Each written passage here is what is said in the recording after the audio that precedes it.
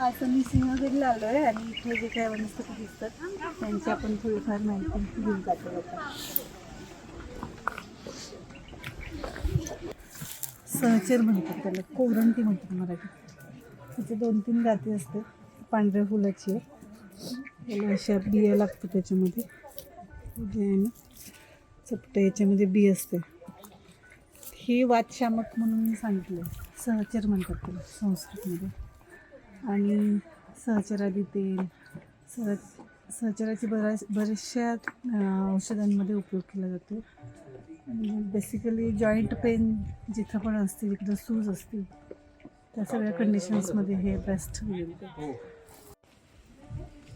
ही एक वनस्पती आहे, धातकी म्हणतात त्याला, धायटी म्हणतात मराठीत. त्याला अशी छोटी छोटी इकडं फुलं लागतात. ती फुलं मोठी झाली ना, ड्राय झाल्यानंतर ह्याचा उपयोग संधान क्रियेमध्ये करतात. म्हणजे जे आसवरिष्ट बनवतात त्याच्यामध्ये कॅटलिस्ट म्हणून ते काम करते. आणि ते मधुर रसात्मक सांगितले, म्हणजे संधान प्रक्रिया जी आहे त्याचं जे काही किण्व फॉर्मेशन होणार आहे, म्हणजे फर्मेंटेशन होणार आहे, ते ॲक्सेलरेट करायला मदत करते. हे जे बघताय तुम्ही एकदम भरपूर पसरलेलं, ते वासा एक द्रव्य आहे, म्हणजे अडुळसा म्हणतात नॉर्मल भाषेत त्याला. त्याची पांढरी फुलं असतात आणि ते कफ बाहेर काढून टाकायला जास्त युजफुल आहे म्हणून सगळ्यांना माहिती आहे. त्याचा स्वरस काढला जातो, म्हणजे त्याच्यावरती मातीचं लेप करून त्या पानांच्या वरती ते शेकून त्याच्यातला रस काढला जातो बाहेर. आणि तो डायरेक्ट तुम्ही माझ्यासोबत घेतलं तर जुनाट खोकल्यावरती युजफुल आहे.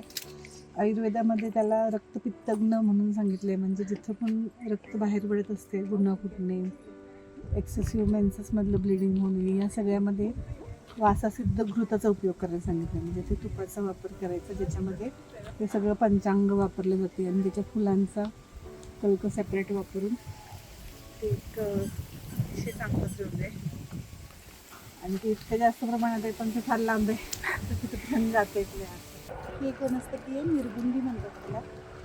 त्याची एका साईडनं ग्रीन पानं असतात आणि दुसऱ्या साईडनं व्हाईट अशी असतात. आणि याच्या अजून एका टाईपमध्ये ही कातरल्यासारखी असतात. हे एक औषधी आहे. आम्ही क्लिनिकमध्ये याचं सिद्ध तेल बनवतो आणि ते पेन किलर ऑइल म्हणून आम्ही वापरतो बरेच.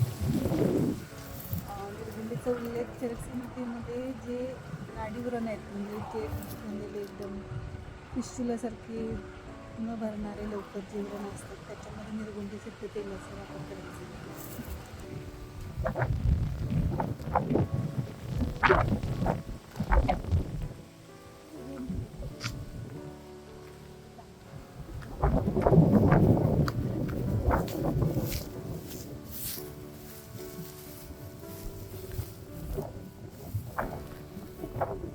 एक वनस्पती आहे, तिला नीली म्हणतात, संस्कृतमध्ये नलिनी म्हणतात.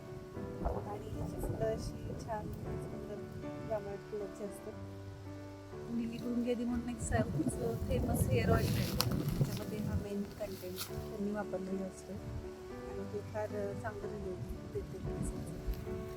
हे जे झाड आहे ते हिरड्याचं आहे. हिरडा ही आयुर्वेदातली फारच इम्पॉर्टंट वनस्पती आहे.